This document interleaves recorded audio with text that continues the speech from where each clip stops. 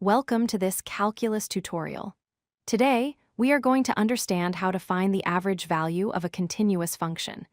It is a fundamental concept that connects integration with the idea of averages. First, let's understand the difference. With discrete numbers like 2, 5, and 8, finding the average is easy. Just add them up and divide by the count. But with a continuous function, we have infinite points. We cannot just add them up. We need calculus. Here is the formula.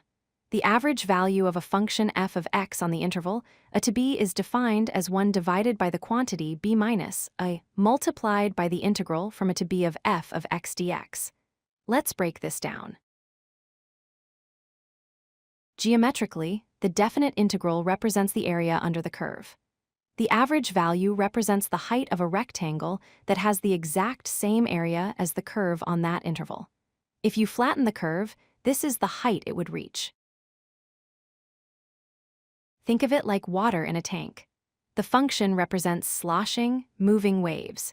If you let the water settle down to a perfectly flat surface, that new constant water level is your average value.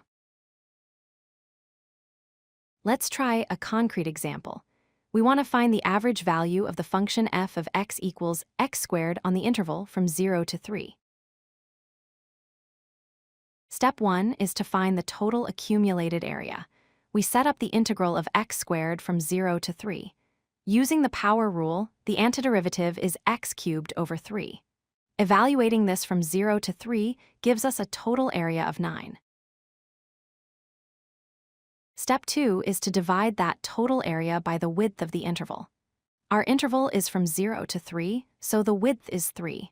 We take our area of 9, divide it by 3, and we get an average value of 3. Here is what that looks like. The red curve is x squared. The green area represents the average rectangle.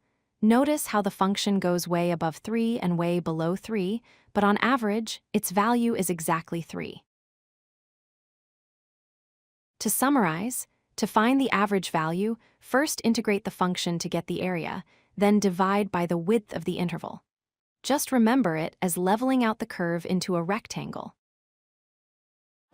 If you like this video, hit that like button and don't forget to subscribe. Visit codelucky.com for more such useful content.